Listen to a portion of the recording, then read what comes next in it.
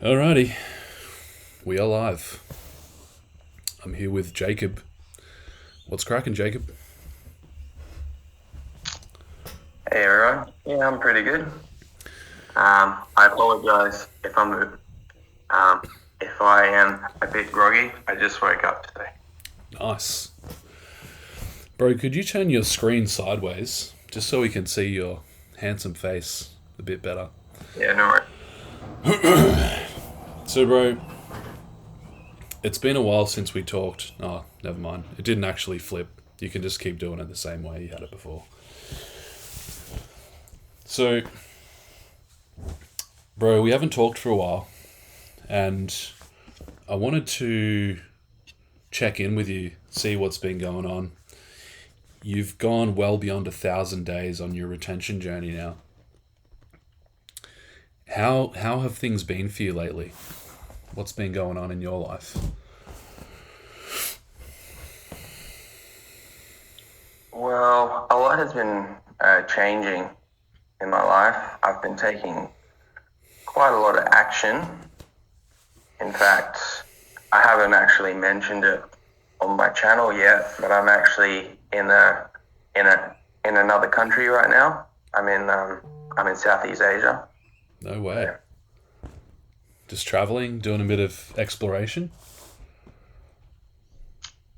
Yeah, I'm just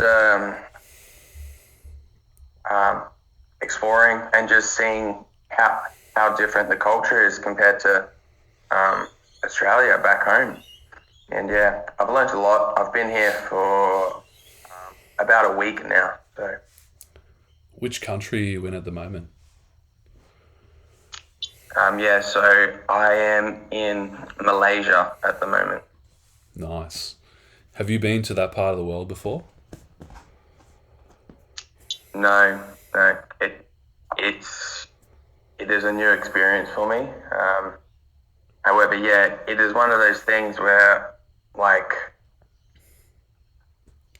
I basically just got rid of all of my furniture, right? Like because I kind of felt like it was just holding me back a bit. Because if you have all this stuff, it is a lot harder to just up and go and just and yeah. So yeah, I basically made that leap. I've got a one-way ticket. I don't know when I'm gonna come back. However, yeah, I'll just see how things go. What prompted you to just get up and spontaneously travel? That's pretty awesome, man. Yeah, well, it basically started when I realized that my lease was coming up, ending.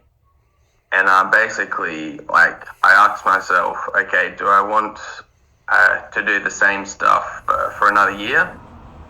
Or do I want to change it up a bit? And at the time, I was kind of in that place where you're kind of just over the daily monotony of it all.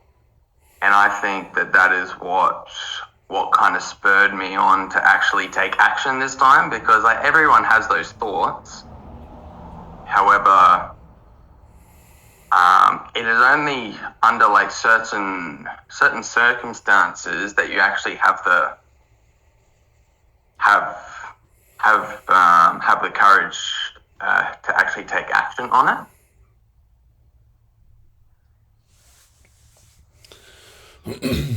Yeah, you reach a point where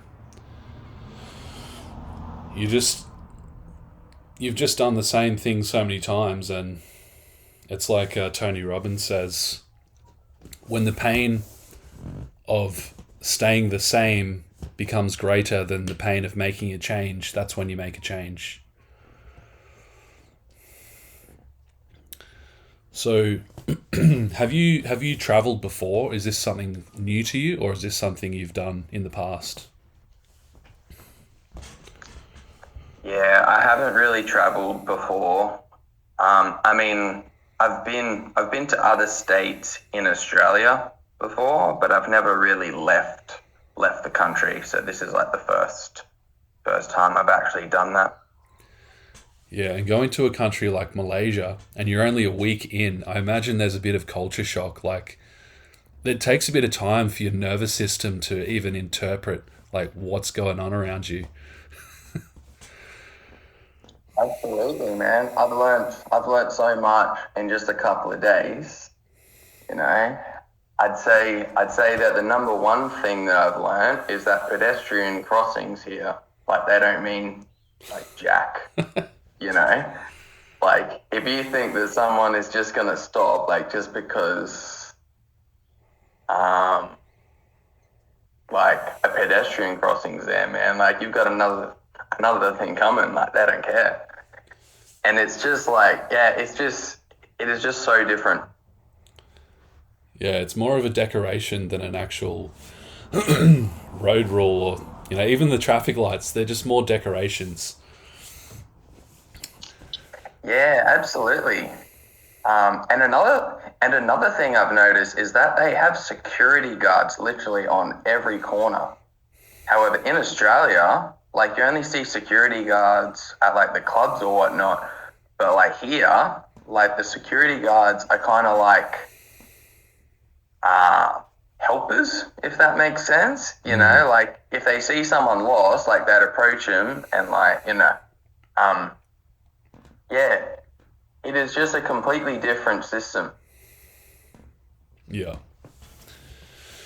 It's pretty weird, like, because you spend 20, 30 years allowing your brain, your nervous system to adjust to a certain way of things being a certain way and people thinking a certain way, and then you go to a different country and it's like complete rewiring. That's what I love about traveling. It's just, it opens you up so much. So do you have do you have like a bit of a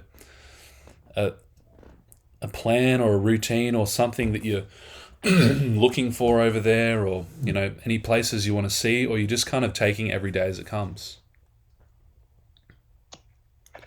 Yeah, I've got like a broad idea of what to do, uh, and where I want to go. However, it is kind of like taking things as it comes. Like, the only thing I've really got to set in stone is my current accommodation and stuff. Everything else, uh, I'm kind of just winging it. And so, being well over 1,000 days into your retention journey now, I'm curious to know what's been happening in your, let's say, in your internal, in your energy. Have there been any more shifts you've noticed? Have there been any more developments in maybe self-awareness or anything like that that's worth mentioning?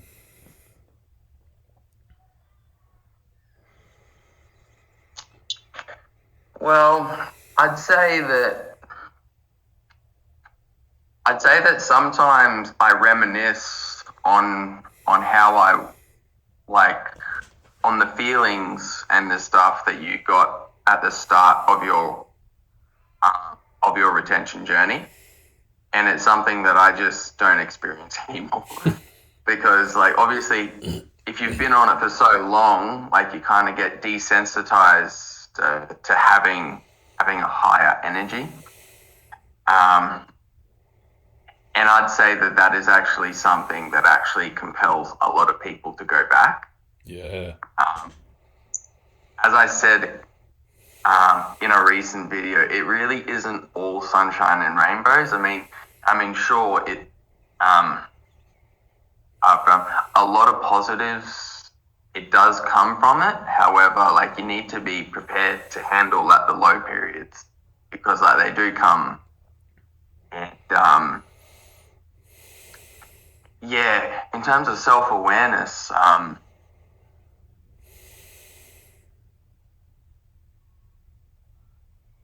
Yeah, I'm not too sure. To be honest, I'm feeling a lot better now compared to how I was about a month or two ago. However, keep in mind that like over the last couple of months, a lot has been changing in my life. So maybe a little bit of fear and doubt in being uncomfortable with making changes. Perhaps like that kind of played a part in how I was feeling and stuff. But I'm still here, you know. Like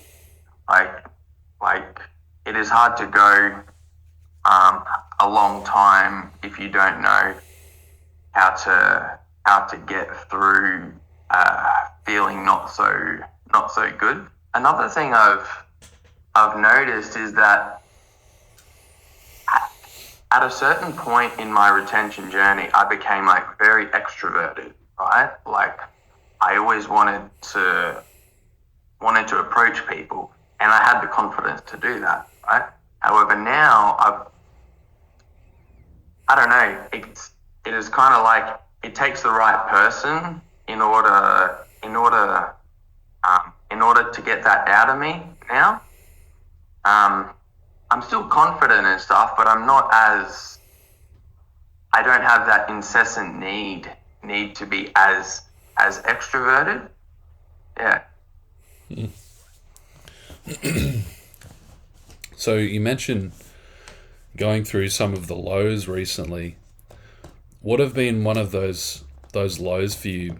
Perhaps the most challenging low that you've experienced lately, and how did you sort of navigate that? Yeah, I'd say going through an identity crisis pretty much.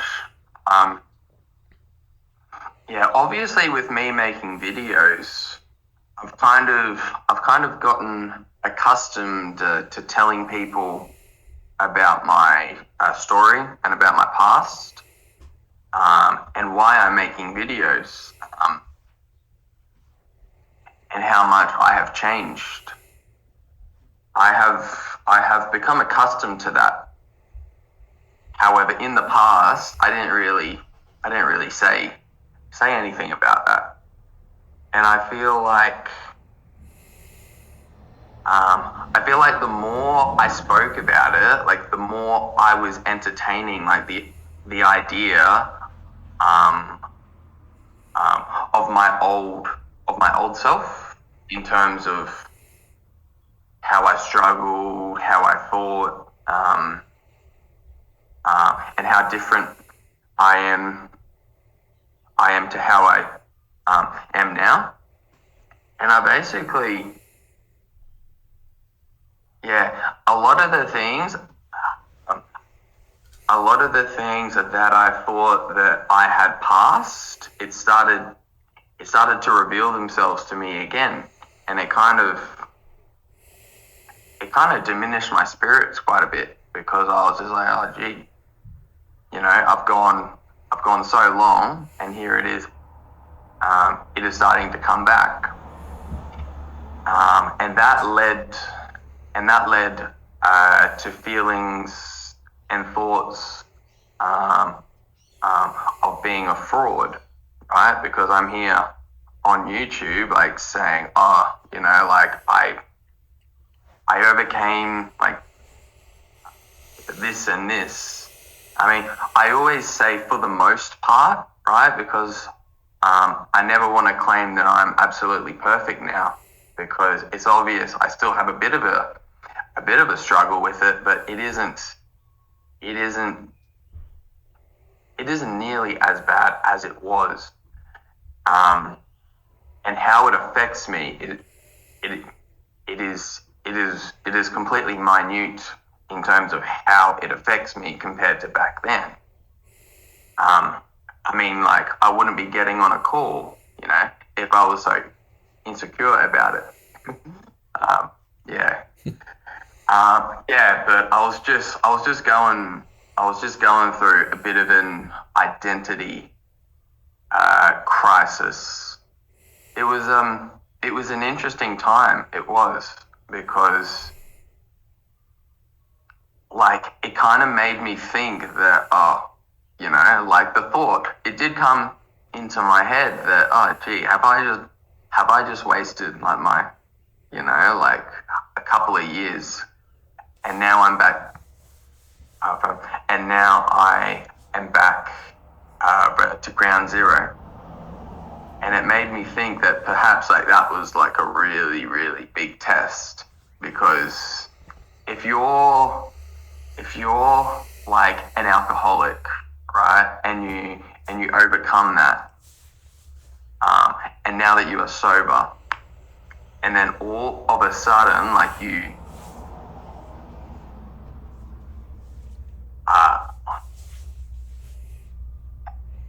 and all of a sudden, like you just become addicted again, like just like that, and you don't know like why or how it happened.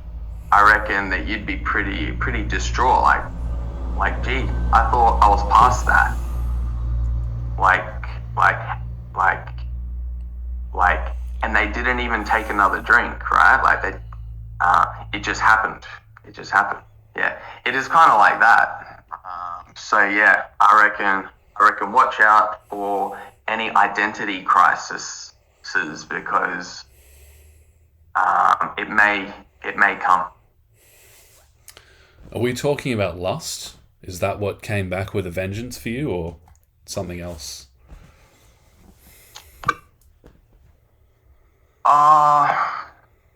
It wasn't so much lust. It was more.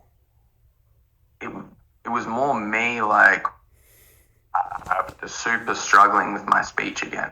Right. Right. Gotcha. I was basically like, and those old thoughts of anxiety too, like they were starting to come back, and I was just having a lot more trouble than I usually was, and I couldn't really put a finger on it. And if I hadn't really told anyone about like how far I have come, I probably wouldn't have cared. Yeah, I see. Right? Like, because like I've been through it all before. However, it is different once like you start to go public, and I had guys like, look what I achieved, like you can do the same. And then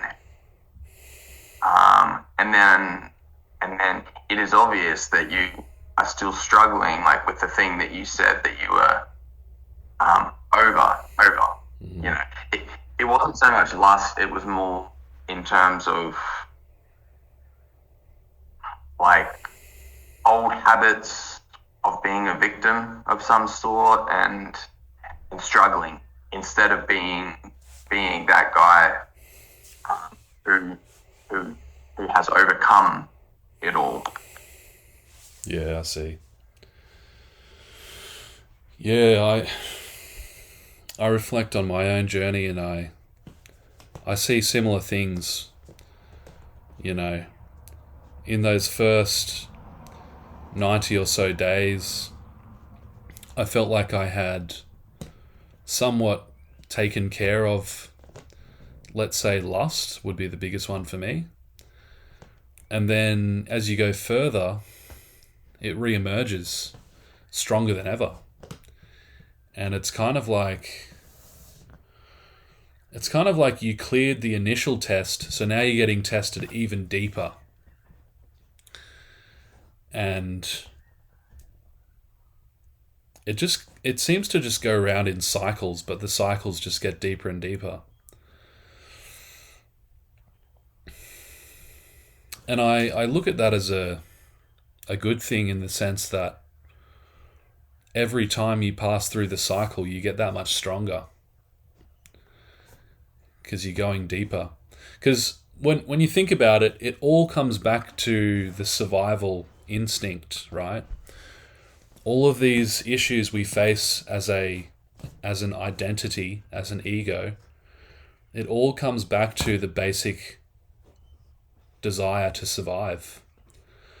So whether it manifests as a speech problem, or lust, or gambling addiction, or drinking, it's all just a symptom of the ego's desire to be separate and to survive in its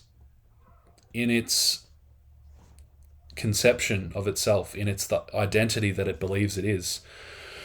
And so these things that happen to us, they're all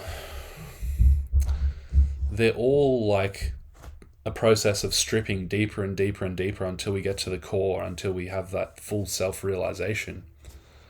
So yeah, as much as these things suck and cause us to feel like a imposter or a hypocrite or whatever it may be, it's like they're all taking us deeper into that core of who we really are, not who we thought we were.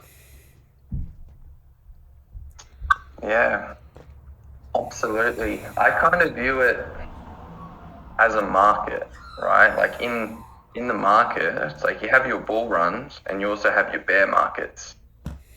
However, any strong asset, it'll continue on an upward trajectory. Like that's what I think that semen retention is. Yeah. However, everything kind of finds its balance to the mean. However, the lows are usually always higher than the previous low. As you said, like you're always going deeper. And that is kind of how I view it, because like in the really early stages, it was just really volatile, like movements up and down. And then after you get past that, like you kind of have, I mean, I wasn't tracking it, but I reckon at about a year mark, like from then all of the way up to 2 years, I reckon most of that time was just like happy, like everything was just like awesome and going my way, right? And then it was after maybe 2.5 years, like that's when things like it started to stall a bit, and I started to I suppose head into the bear market after a bull market. So yeah, no, it's interesting. I have noticed ever since I have started this traveling, I have noticed my lust has been starting to creep back in, because like I'm seeing a lot more women here who are my type, I suppose. And yeah, so it has been challenging. However, yeah. Are you finding that going back to, 1 to 2 years, amazing, energy good, everything going your way, beyond 2.5 years, things feeling a bit more slow, a bit more stagnant? Are you finding that these early day benefits people talk about, the presence, the aura, the magnetism, is that still quite evident for you, or is that not really something that you notice these days?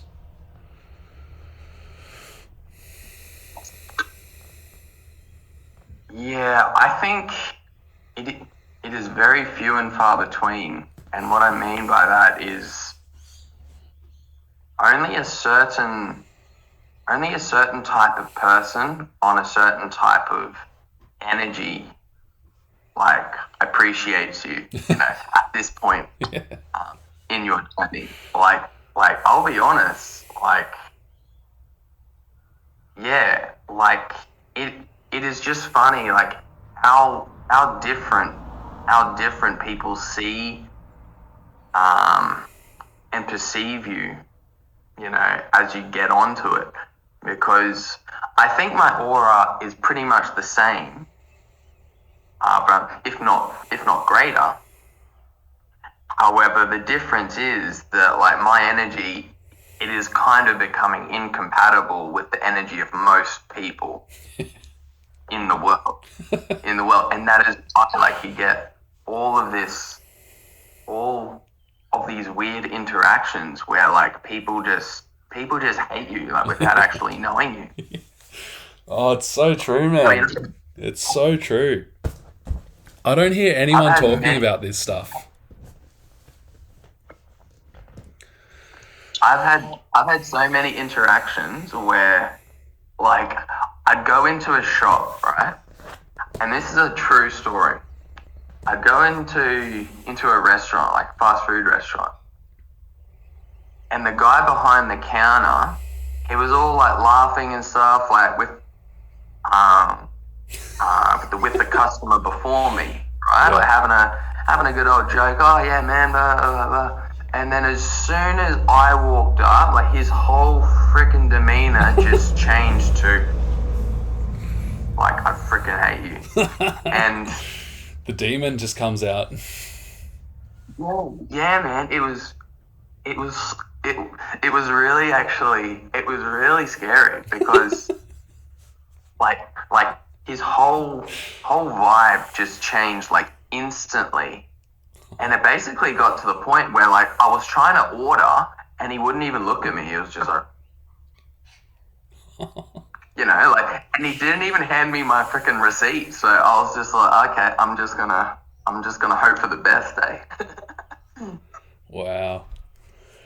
Yeah, man. I hear so many dudes going on about how everyone will be magnetized. I mean, I've heard some people mention sometimes you just piss people off, but for me, I've been experiencing similar. It's like just as many people who are it's like just as many women who are attracted to you, if not more, will be repelled, either repelled or hate you, or just be straight up like afraid of you. That's what I've noticed.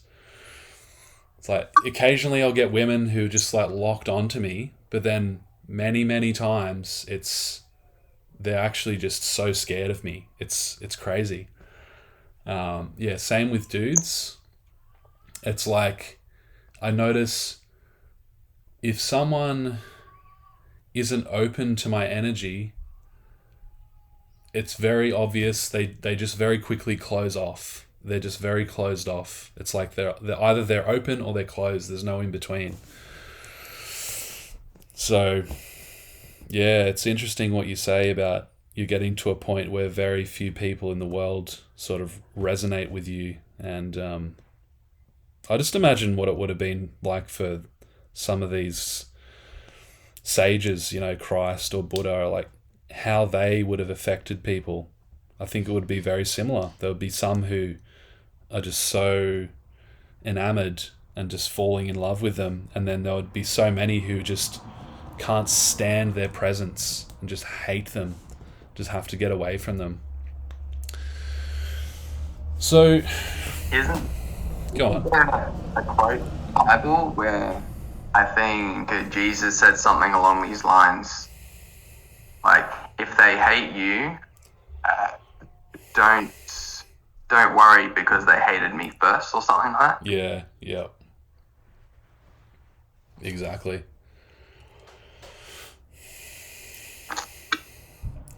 Yeah, it has been quite eye opening, and I mean what I say when I say like I noticed like the women attraction, it was a lot more relevant but to Yeah, earlier days like SR, yeah, like after, and that's why it is so important to find a better reason to do it, because like if that is your reason, man, like I reckon you're gonna struggle to get past 100 days or whatever, because like it'll get to a certain point where it'll stop happening, yeah. uh, and you will get to the point where, I guess I'm wasting my time then, hey. So I gotta be honest, man. I actually feel that this is kind of dangerous information in a way because it could motivate guys who are just in it for the puss. But I noticed that those first 30 days are the most intense in terms of female attraction. Weirdly, so weird that it's like that. But after that, it's like the novelty sort of wears off. There's always those first 30 days of a streak where I really notice women turning their heads and paying attention to me and having that just blatant attraction. And then after the 30 days, it's like everything just sort of seems to settle down. And like you say, once in a while, a woman who might be sort of on a similar resonance as you will be really attracted, but it's sort of few and far between. And I just wonder, like, are they like the gatekeepers, those very early stage gatekeepers? Because, you know, the average guy who isn't in it for long-term growth is just going to get picked off by that easy puss, you know, that quick access to a female that he might not have experienced before. And it's like, well, see you, bro. You weren't in it for the long run. You were just you were just playing with it. And he's gone, you know, he's out of the game. Just like that, and he's back to ground zero. And he might repeat that again and again and again and never get past that. And it's kind of like a rite of passage to see who are the ones who are truly in this for the spiritual growth. I find that really interesting. Yeah, absolutely. I've thought about that too, right? Like almost as if as soon as you try to stop the cycle, right? You know, like the Matrix or whatever you know, like it kind of says, all right. So like you think you think that you've got it all figured out. So like it sends you the woman in the red dress, like so to speak, right? And it's like, okay, so let's see if you can resist this and this and this and this. And then if you get past that, all right, it is obvious we can't get you in the conscious and physical world anymore. And then the wet dreams start. Yes. Yeah. Yeah. And the wet dreams are kind of I mean, I said this to you like a while back, but I kind of view them like a sucker punch. 100%. Right? Like because like a person is like only has a very small amount of consciousness as they're sleeping, if any at all. And right, so like if you can't seduce someone as they are awake, right? Like you have to resort to seducing them when they are asleep, because like it isn't like they have their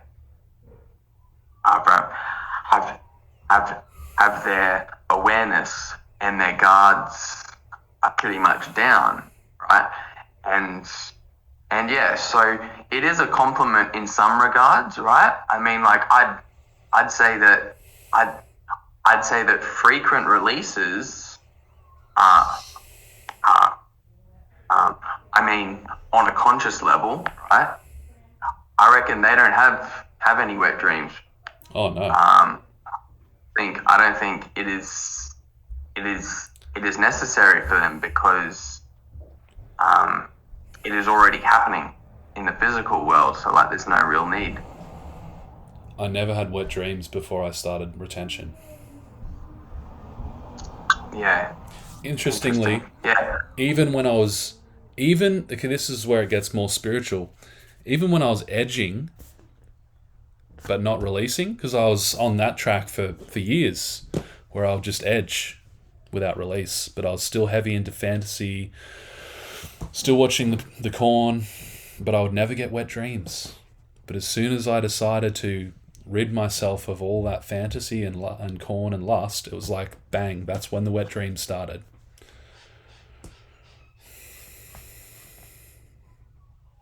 Yeah, it's like Yeah, I think I had my first wet dream like maybe 3 weeks into my streak, and then after that it was just on cue. It wasn't always predictable. It was like I didn't really know like when it would happen. It just happens and stuff. However, over time, like you start to let go of the attachments to it in terms of trying to control it and stuff, because like it's kind of like it is hard to control something that you yourself, like you don't understand like the intricacies of dreams and all that. Like your conscious mind, like it can't even grasp. I mean, a lot of the people can't even grasp possibility of a spiritual world. I mean, even though every night that they can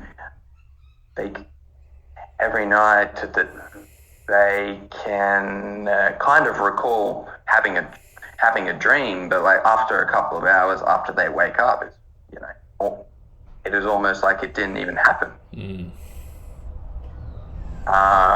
Yeah, I think those people who get really caught up on the wet dreams, I think that is a symptom of self-sabotage, and trying to talk themselves out of continuing on. Like it may not be a conscious thing. It may be like a subconscious, unconscious thing. However, a lot of people, I mean, like even in the group, I've had heaps of people like say, "Oh man, I had a wet dream. I feel terrible. I relapsed, blah, blah, blah." And I'm here like trying to say to him, man, like we all go through this. If I had stopped after my first wet dream, like I'd probably still be indulging in lust right now, like because like I would have talked myself into thinking, it isn't doing anything anyway because I had a wet dream. However, it isn't the same. It isn't the same as doing it consciously. It's especially when you learn about like the orgasm and ejaculation and what it actually is, man. Like it just isn't even in the same realm. No. Can you break that down a little bit for us? The difference?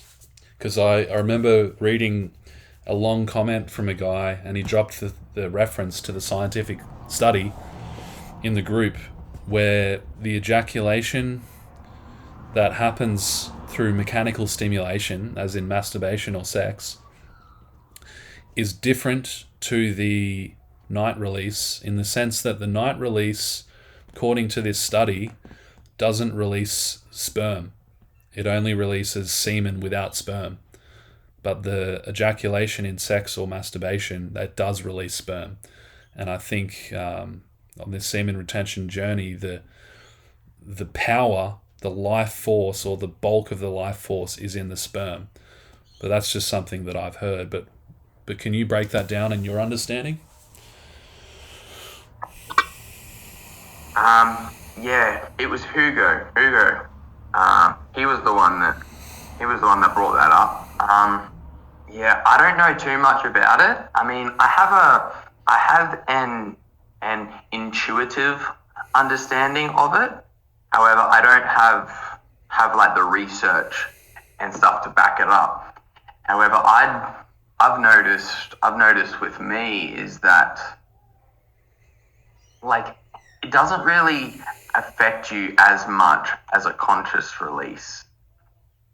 And I think a conscious release, it well and truly is a short circuit of the body in the sense that is just a surge of energy, and it is finding its outlet, and it does deplete you.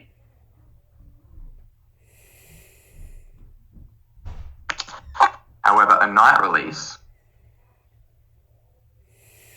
like, I don't really feel like it's a short circuit. I mean, I know that I'm half asleep, right? Like it is almost like it feels like something is happening. However, it doesn't feel like it is as powerful.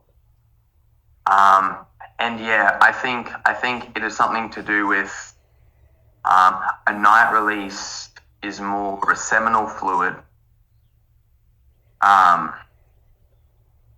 Yeah, I don't know too much about it. I should learn about it, but yeah, I think if a nocturnal emission is affecting your motivation, I think that's an issue.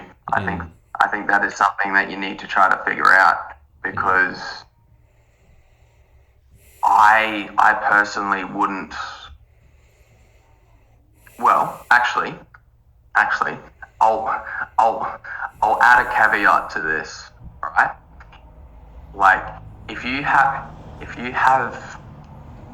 the ability to astral project and to lucid dream, I would consider it a relapse, right? Because if you have the ability to astral project, then it means that you are conscious. Yeah. All right. However, if it isn't a lucid dream, if it isn't astral projection, I wouldn't consider it a relapse. Yeah, I mean, for me, I got those first wet dreams where there was actual dreams of being with women, something sexual happening. But after a while, as I started just kind of letting go and not being too obsessed about it, not being too concerned, but continuing to keep my mind off lust as best as possible, after a while, I would just have fully blank night releases. Like, I would just wake up in the morning and realize I exploded during the night and there was no memory, nothing. And at that point, I started realizing, like, yeah, I can't control this. I mean, I know there's things I can do to minimize the possibility, but for me to get stressed out about this will probably just contribute to the problem. I think the best way to go is just to let it go. And it seems like with time they are becoming less. Do you still get them, night releases, or is that you kind of beyond that now? Wow, I still do. It isn't as frequent as it used to be, though. Yeah, I still do get them. Like, it makes me think. I remember in a Samael on We All book where he said,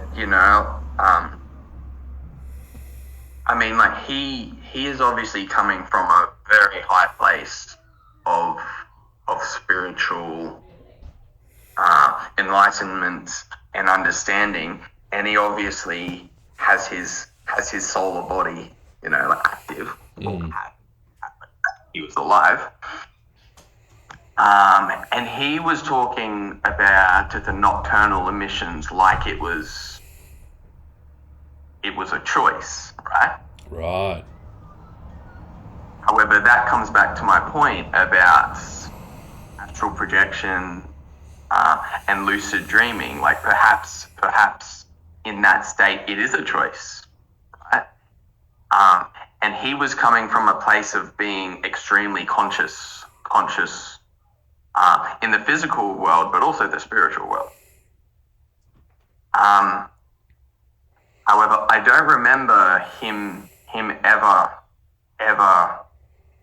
taking it down a notch to people who aren't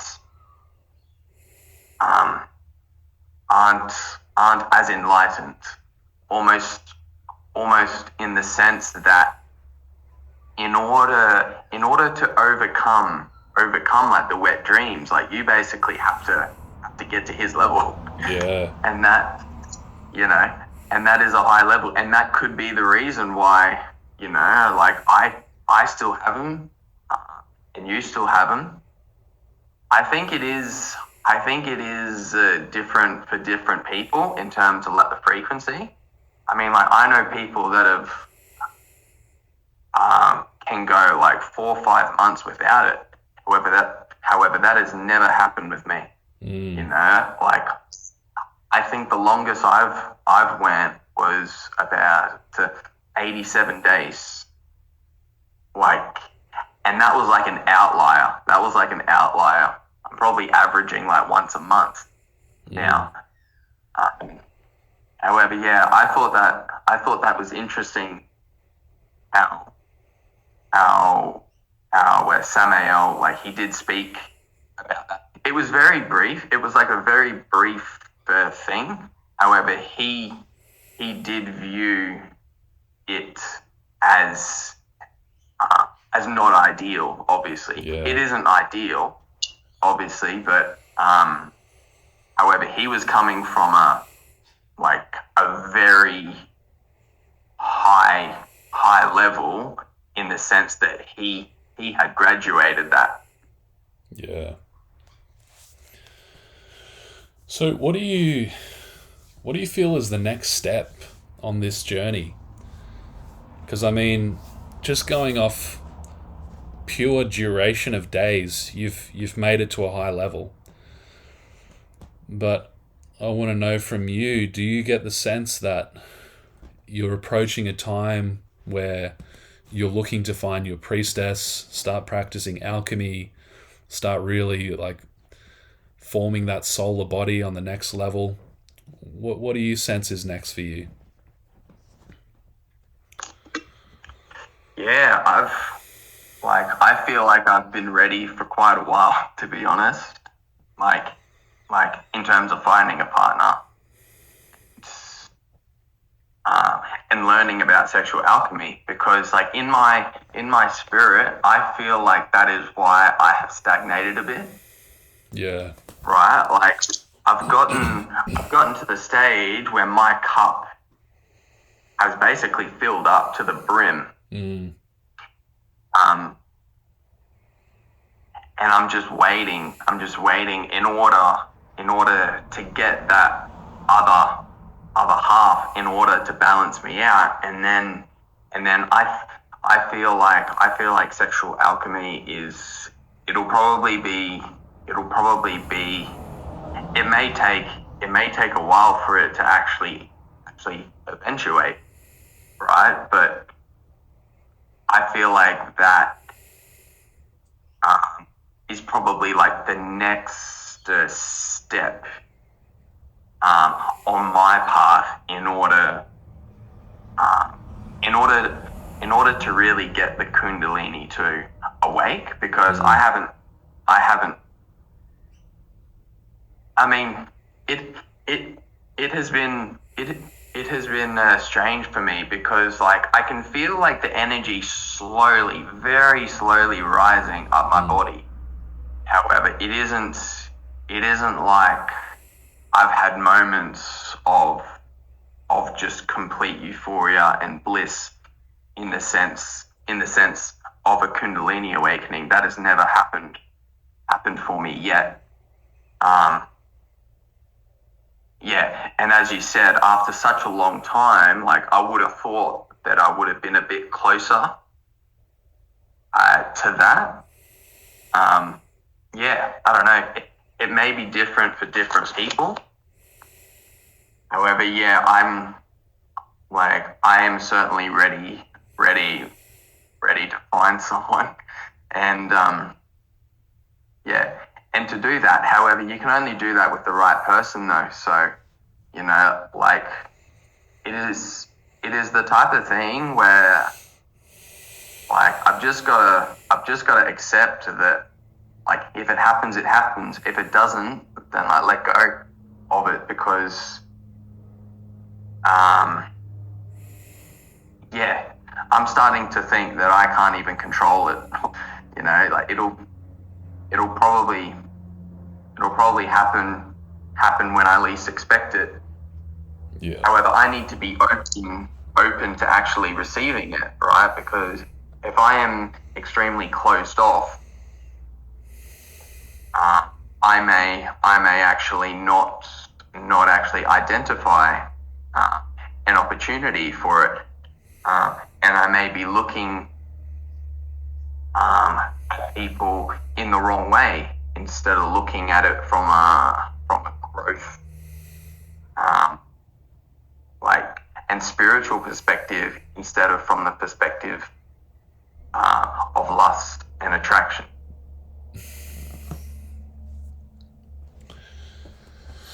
Yeah. I've been wondering more lately if, lust is just because when you look at it, it's all life force, right? Lust is an expression of life force that's just stuck in the root chakra or the sacral chakra. But if you let that lust express itself in higher forms, you're not going to lose attraction. This is the thing, right? You're not going to lose attraction to women. If anything, you're going to become more attracted. And you're not going to lose the desire to have sex with them. However, you're going to gain another layer on top of that, which is the higher chakras. So if it gets to the solar, then you still have the energy of the root and the sacral. You still want to have sex with them. You still want to experience that intense bliss and pleasure. But now you also want to have power, and you also want to have that self-expression in the world. So it's like your lust takes on higher forms. Well, like David Hawkins says, when you rise to a higher level, you don't get rid of, you transcend and include the lower forms. It all comes along with you. And so when you raise the energy up higher to your heart, now the lust is still there, but it's tempered and it's filtered through the energy of the heart. So it brings love with it. And then it just keeps going as it climbs higher. It's like each layer adds more sophistication or, more fullness of expression to the lust. So it was interesting, talking to David yesterday. We did an interview and we were talking about the light and the dark, and how in the early stages of retention, for me personally, I just didn't even look at women. I had to really separate myself from that lust for a while. But then as you go on, it's like you become such a sharp instrument of light that it allows you to penetrate deeper into the darkness. You're actually able to know the darkness better just by becoming more polarized into the light for a certain time, but it's for the purpose of eventually going back into the darkness and knowing it deeper on a deeper level. So for me, I wonder, for you, if looking for a partner, if perhaps it's worth being open to your lust, open to your attraction, open to those strong feelings of magnetism you get towards women, but instead of suppressing or trying to remove it, you're using it and you're channeling it into the interaction, but from a higher level, including your heart, including your higher awareness that you've developed.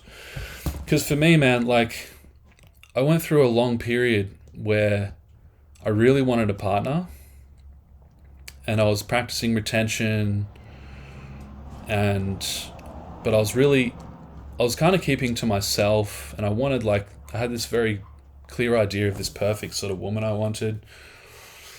But after a while, I was just I feel this intense life force, this sexual energy, this lust for a reason. And if I can use it, then maybe that's what I'm meant to do. Maybe that's why it's in me, so I can use it to bring that woman in. And so I started, looking for women. And I know that we're told don't chase, but I wasn't chasing. I was really opening myself up to opportunities. I was putting myself out there. And that was the conditions in which I found my partner. And so I'm just wondering, I think a lot of guys on this journey, they're kind of waiting, but I feel that perhaps the masculine essence that we have inside is there so that we can go out. We can go out and claim rather than waiting. That's just my line of thinking. I don't know if that resonates with you. I felt I had to share that. Yeah, no, it does. I mean, I think that is a reason why I'm here.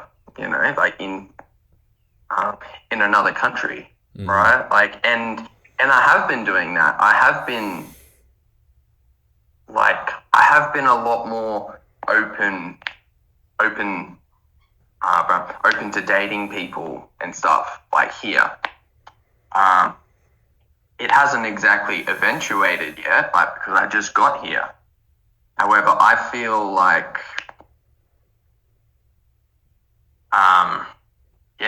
I don't know, like perhaps I was supposed to come here in order to meet a certain person.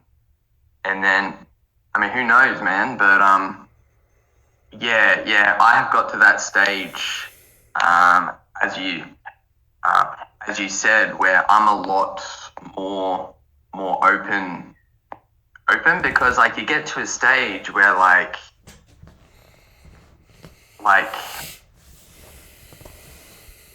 I'm not in that lower band of frequency anymore.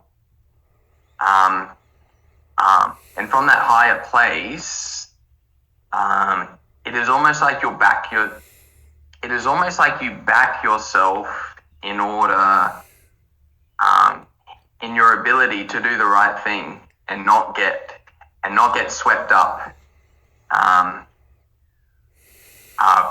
in the tornado that is lust, because it can completely take you off your path. However, it's funny,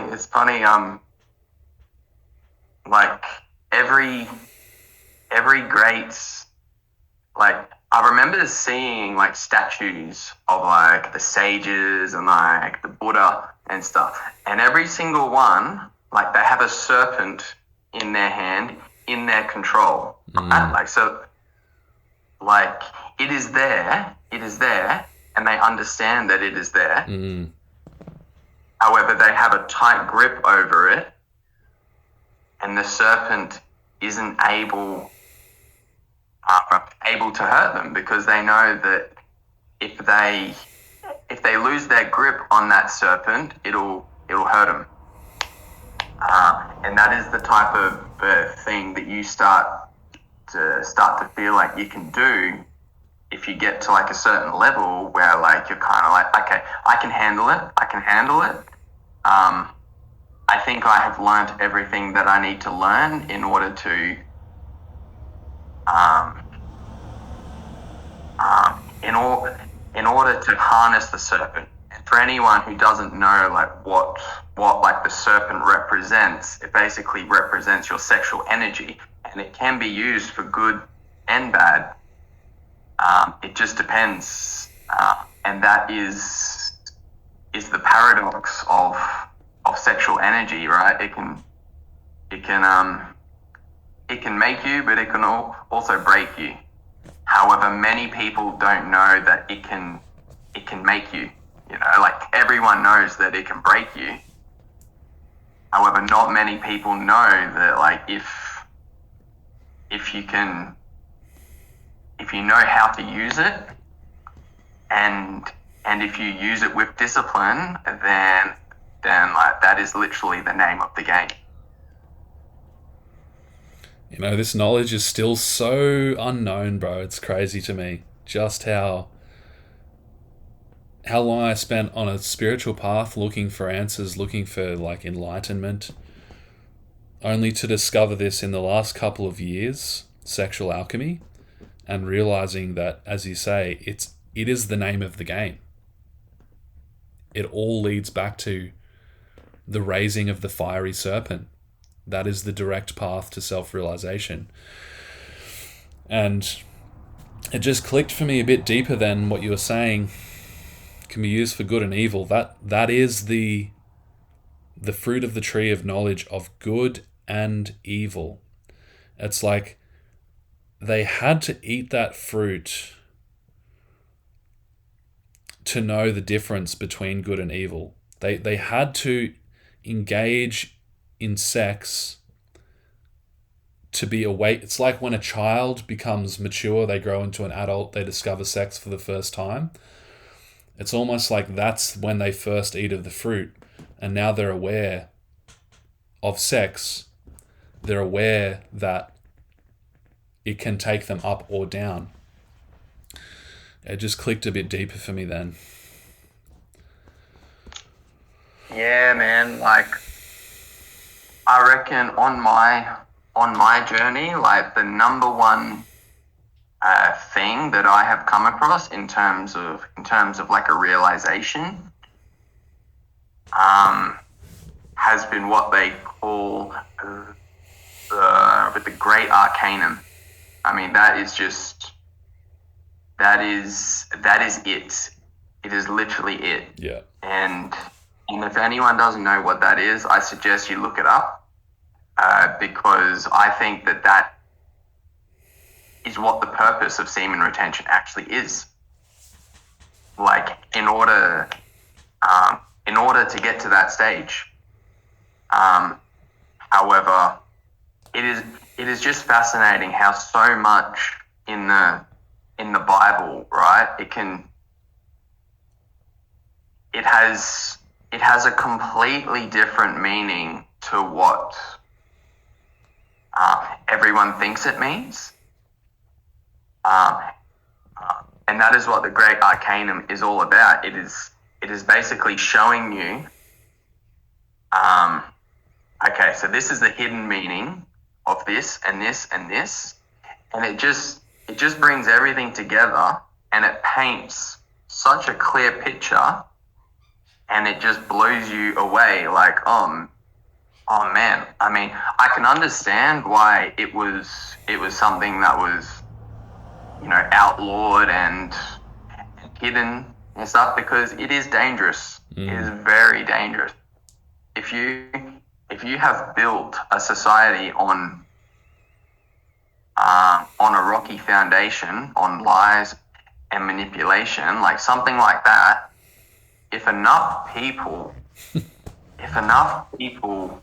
like actually start to take that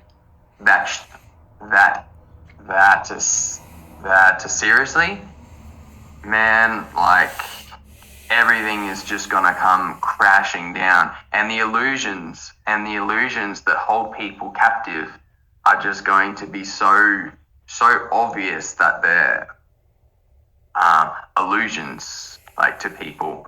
And I feel like that is the direction that every person who is taking retention seriously, like, it is the path that they are on in order to come to that, in order to come to that type of knowledge, because, like, it only finds you once you are ready, right? So if you are watching this podcast, and you are hearing me say, oh guys, like, I'd look up the Great Arcanum. It means that you are probably ready to actually find out about it. It is kind of like, it isn't something that you search for. It is something that finds you, right? Like, I didn't know what the Great Arcanum was until Benjamin mentioned it.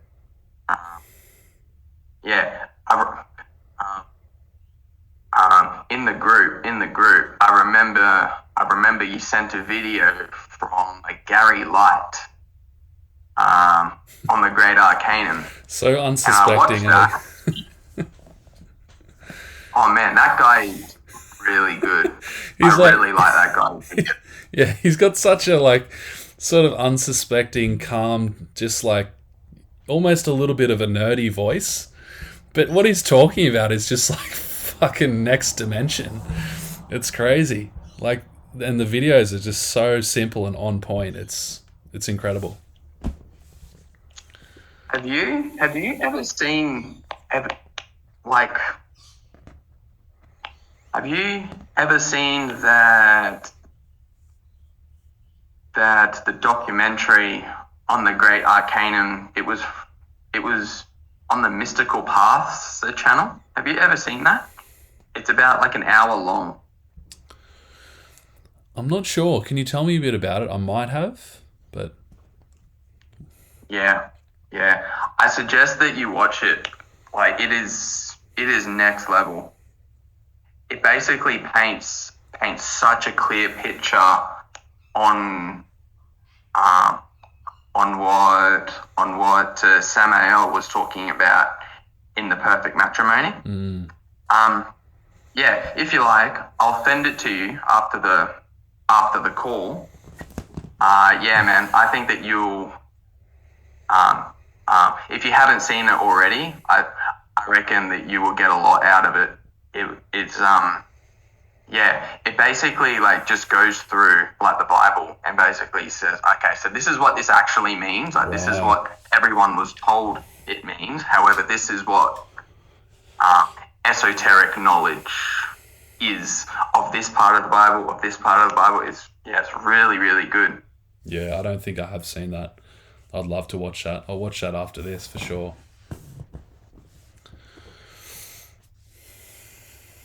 Yeah, I mean, on the one hand, like you say, the knowledge finds you when you're ready for it. And on the other hand, I feel that the knowledge has been deliberately hidden. And we're entering a time on Earth where, like Samael was talking about, there's going to be a mass Christification. It's the second coming of Christ prophesied for millennia. And I feel that part of that is us sharing this knowledge, because we're living in a time where the distribution of knowledge like it is now has never been possible, never been so instant, never been so global. And I just have a strong sense that guys like me, you, other guys in the community are here to start really promoting this knowledge. It's time. Yeah, yeah. I've always thought that I'm almost a little bit scared to talk about the Great Arcanum. Me too. Right? Because yeah, as much as like you want to, like you're really putting a target on your back.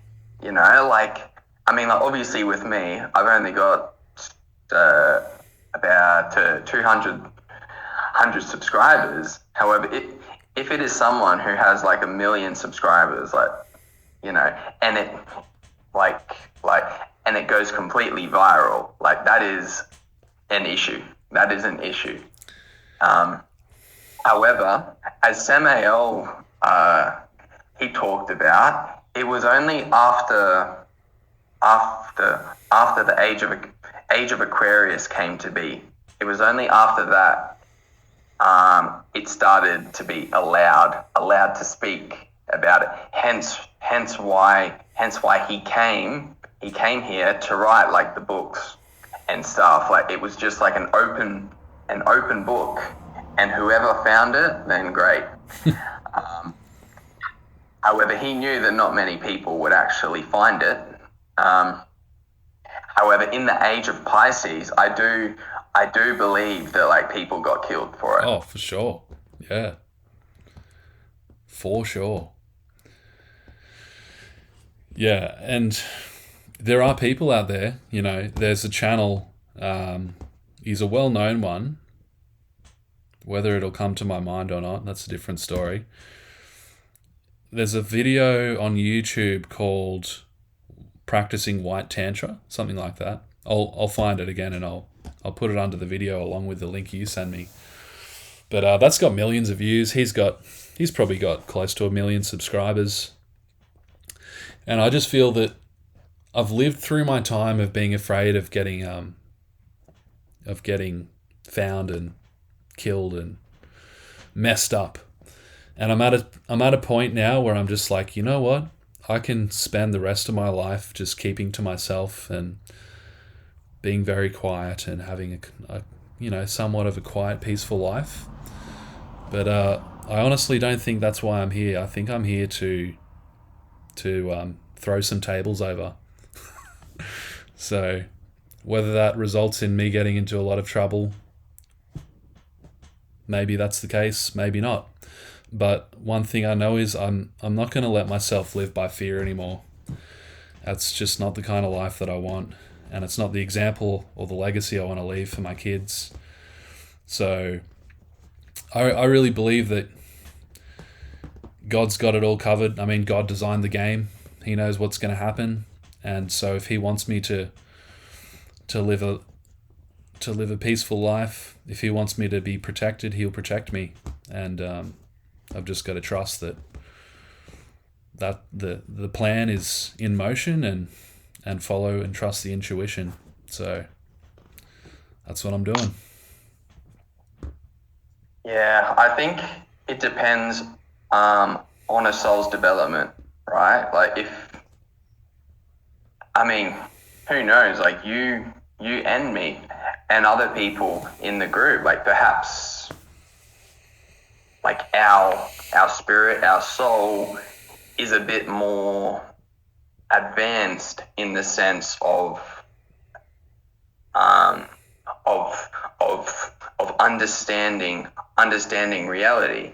However, like other people who are just deeply embedded in the matrix, like perhaps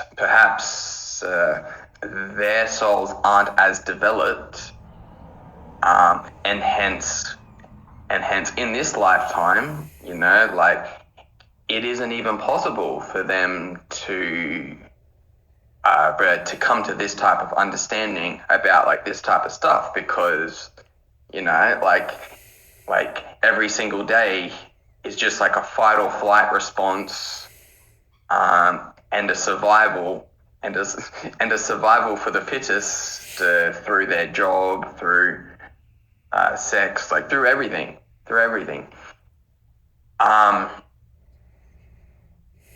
However, it is only those who are able to actually achieve a level of consciousness.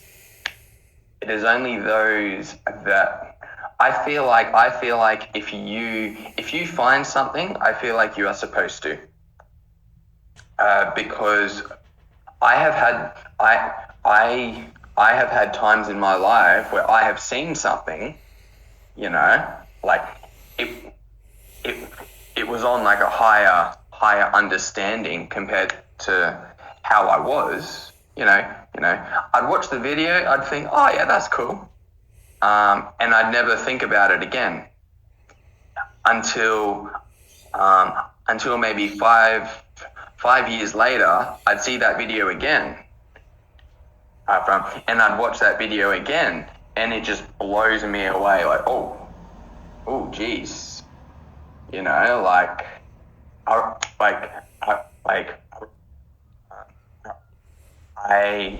I remember 5 years ago, like I did find this channel. However, I did not understand a thing that they said. However, now I completely get it, and it has handed me the information that I need to now proceed.